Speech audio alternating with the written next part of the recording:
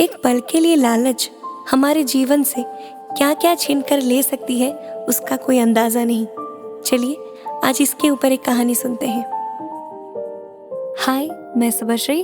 आप सभी को स्वागत है 16th episode of Wednesday stories with Shubhashree पर। एक राज्य में एक लड़का था, उसका नाम था सुदेश। बचपन से ही उसके माता पिता गुजर गए थे। वो अकेले ही बहुत सारी मुश्किलों को फेस करके बड़ा हुआ था। ऐसे चलते चलते उसको 25-26 साल हो गए।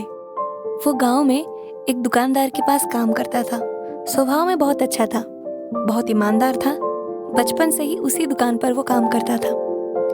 एक दिन वो काम से लौटते वक्त एक बूढ़ा आदमी को देखा। वो उनके गांव के बरगद के पेड़ के नीचे अकेले ही बैठे थे।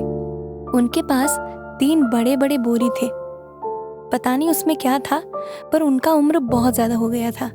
उस पेड़ के नीचे वो थक कर बैठ गए थे।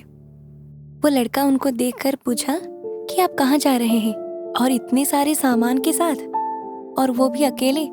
इनको तो उठाना आपके लिए बहुत मुश्किल होता होगा। तो उस बूढ़े आदमी ने जवाब दिया, क्या करूं, जितने भी भारी हो, मुझे इन सारी चीजों को लेकर बहुत दूर जाना है, मगर बहुत थक चुका हूँ।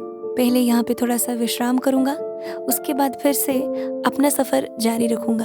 वो लड़का उनको उस हालत में देखकर उसके मन में बहुत दया आई। उसको लगा कि वो तो हट्टा कट्टा है, उनको थोड़ी सी मदद कर देगा तो उसका क्या बिगड़ जाएगा। तो उसने बोला, अगर पास में कहीं जाना है तो मैं आपका एक बोरा उठा लूं तो आपको थोड़ी सी मदद मिल जाएगी। उसके बाद वो बोले, अरे वाह, मुझे तो बहुत अच्छी मदद मिल जाएगी। अगर एक बोरी तुम उठा लोगे, उसके बदले में 3 स्वर्ण मुद्राएं दूंगा। सुदेश बोला कि मुझे कोई भी स्वर्ण मुद्राएं नहीं चाहिए, मैं बस आपकी मदद करना चाहता हूँ। ये बहुत भारी है, चलिए मुझे दीजिए एक बोरी, मैं उठाता हूँ। इसके बाद वो दोनों साथ में चलने लगे। सुदेश अपने मन में ही सोच रहा था, शायद अपने घर से कहीं और जा रहे हैं अपना सारा सामान लेकर। तो वो दोनों बात करते करते आगे बढ़ने लगे।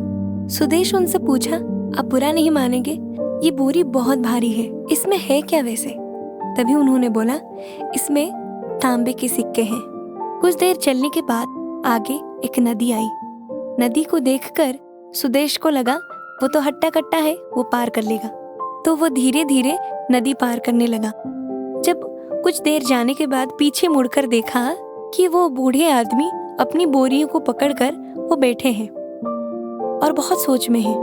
सुदेश उसके बाद फिर से पीछे आया और बोला कि आप चल क्यों नहीं रहे हैं, अब क्या हुआ? वो बोले कि अभी 2-2 बोरियां उठाकर मैं जाऊंगा कैसे?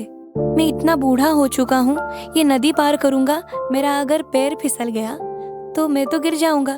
तब सुदेश ने बोला, देखिए एक काम करते हैं, मैं और एक बोरी ले लेता हूँ आपसे, क्योंकि मैं इसको उठाकर नदी पार कर सकता हूँ, पर मुझे नहीं लगता कि आप कर पाएंगे। तो अब मुझे दीजिए, मैं ले लेता हूँ। तब बूढ़े आदमी ने बोला, बेटा तुम्हारा बहुत बहुत शुक्रिया कि तुम मेरी मदद कर रहे हो, इसके बदले मैं 5 स्वर्ण मुद्राएं दूंगा। सुदेश ये सुनकर बोला कि नहीं, मुझे नहीं चाहिए, मैं ऐसे ही ले लूंगा, मुझे मदद करके बहुत अच्छा लगता है, अब मुझे दीजिए, मैं लेता हूँ। सुदेश नदी पार करते वक्त उसको वो बोरियां बहुत भारी लगी। नदी पार करने के बाद वो बहुत थक गया। उसके बाद वो बूढ़े आदमी को पूछा, आप बुरा नहीं मानेंगे, एक बात पूछूं, इस दूसरे बोरी में है क्या जो इतने भारी है? तो उन्होंने जवाब दिया, इस बोरी में चांदी के सिक्के हैं, इसीलिए बहुत भारी है। ये सुनकर सुदेश चौंक गया कि चांदी के इतने सारे सिक्के। अपने मन में सोचने लगा, अगर इतने सारे सिक्के उसको मिल जाए तो उसकी जिंदगी बन जाएगी। और उसके बाद उसके मन में विचार आया, शायद ये कोई व्यापारी होंगे, यहाँ से वहां तक अपने सामान लेकर जा रहे हैं। धीरे धीरे उसके मन में थोड़ी थोड़ी लालच बढ़ने लगी। तो उसके बाद उसने फिर से अपने मन को समझा लिया कि नहीं, मैं ऐसा नहीं हूँ, मैं बस इनकी मदद करूंगा, किसी की संपत्ति पर मैं कभी लालच नहीं करूंगा। तो धीरे धीरे वो फिर से आगे बढ़ने लगे। फिर भी उसके मन में ना धीरे धीरे वही लालच आ रहा था। अपने मन को जैसे तैसे करके समझा कर वो आगे बढ़ने लगे। कुछ देर चलने के बाद आगे एक बहुत बड़ा पहाड़ आया। वो पहाड़ देखकर सुदेश डर गया। इतना बड़ा पहाड़ है, इसको कैसे उठे? मैं जितना भी ताकतवर हूँ फिर भी ये तो बहुत भारी है, और मैं तो उठा लूंगा, उनके कंधे पर तो और ज्यादा भारी लगेंगे क्योंकि उनकी उम्र बहुत हो चुकी थी। तब वो बूढ़े आदमी बोले, यहाँ पर पहाड़ चढ़ना पड़ेगा, पहाड़ से नीचे उतरते ही कुछ देर जाने के बाद मेरा घर आ जाएगा, तब तक चलोगे या यहीं से चले जाओगे? तब सुदेश बोला, नहीं, अब तक तो आ चुका हूँ, घर तक मैं जाऊंगा, आपको वहां पे छोड़ के सही सलामत मैं अपने घर वापस आ जाऊंगा। चलो ठीक है। जब वो धीरे धीरे वो पहाड़ चढ़ रहे थे, वो बूढ़े आदमी को जब सुदेश देखा, उनको चलने में बहुत ज्यादा दिक्कत हो रही थी क्योंकि वो रास्ता कंकड़ से भरा हुआ था और उसमें एक बूढ़ा आदमी चलना तो बहुत मुश्किल है।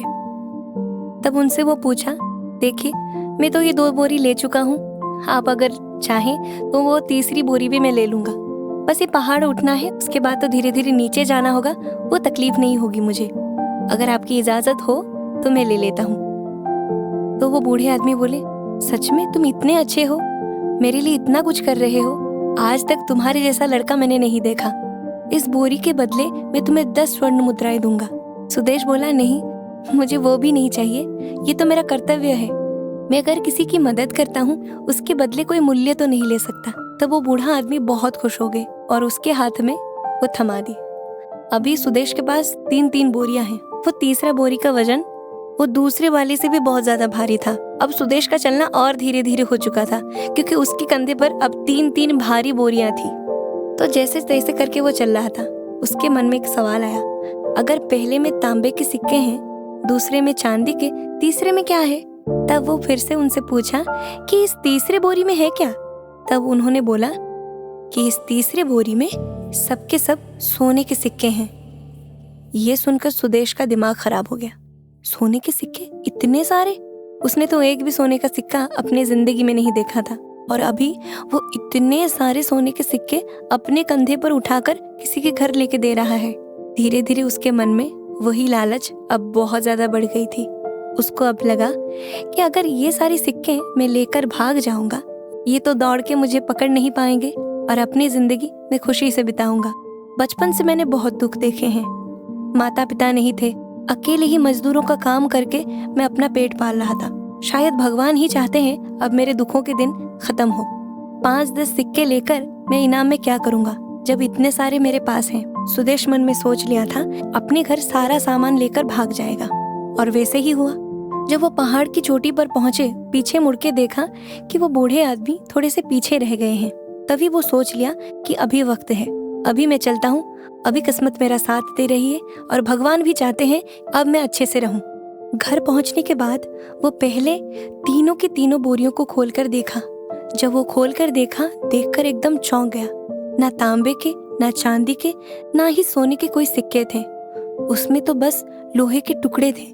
ये देखकर वो सोच में पड़ गया, इसमें से गया कहाँ, या था ही नहीं।